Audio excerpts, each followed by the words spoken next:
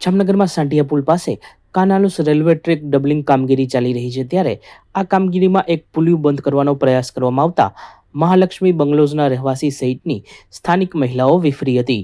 મહિલાઓનું ટોળું railway track પાસે એકઠું થતા અફરાતફરી મચી ગઈ હતી અને પોલીસ પણ દોડી ગઈ હતી। સ્થાનિક કોર્પોરેટર સહિતના આગેવાનો દોડી આવ્યા હતા। સ્થાનિક મહિલાઓની માંગ છે કે તેમનો રસ્તો બંધ કરવામાં ન આવે। રેલવે અને મહાનગરપાલિકા વચ્ચે મામલો ગૂંચવાયો છે અને લોકોની માંગને ધ્યાને લઈ વાટાઘાટો ચાલી રહી છે। મારું નામ દિવ્યા ગોકાણી છે। હું સાંઢિયા પુલ મહાલક્ષ્મી બંગલોઝ નિવાસી છું।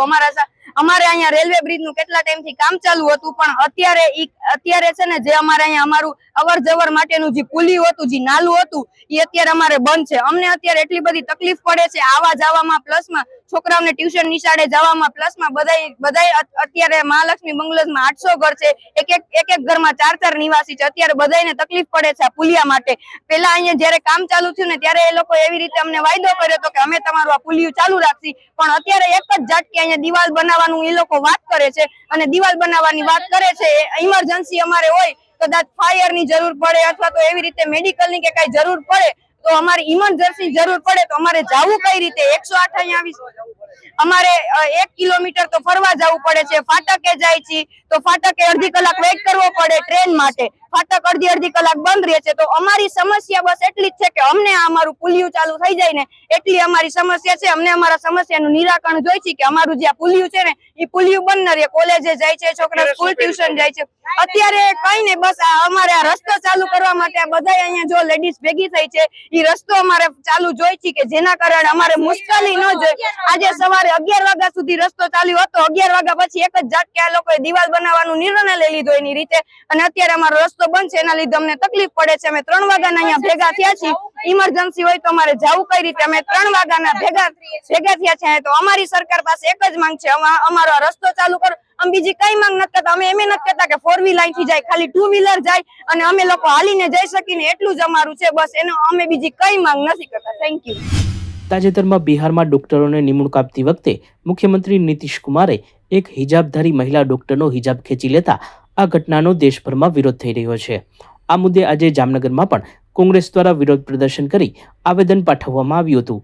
કોર્પોરેટર રત્નાબેન નંદાણીયા સહિતના વિપક્ષી મહિલા આગેવાનો વિરોધમાં જોડાયા હતા। બંધારણમાં કાયદો છે કે દરેક ધર્મે પોતાનું સંસ્કૃતિ અને કલ્ચર જાળવી અને પોતાનું કેરિયર બનાવવાની, આગળ વધવાની તક ભારતીય બંધારણ દે છે।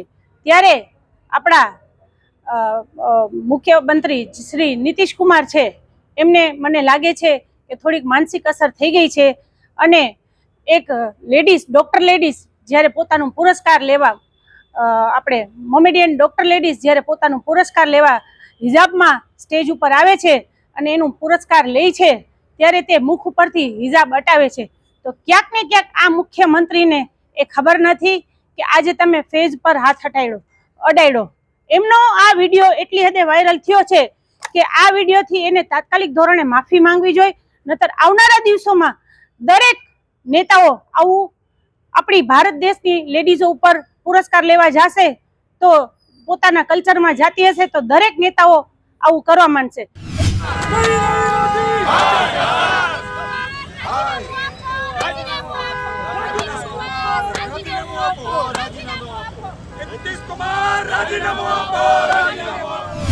$100 કરોડ કમાનાર પ્રથમ ગુજરાતી ફિલ્મ લાલો કૃષ્ણ સદા સહાય તેનું દ્વારકામાં ખાસ સ્ક્રીનિંગ યોજવામાં આવ્યું હતું।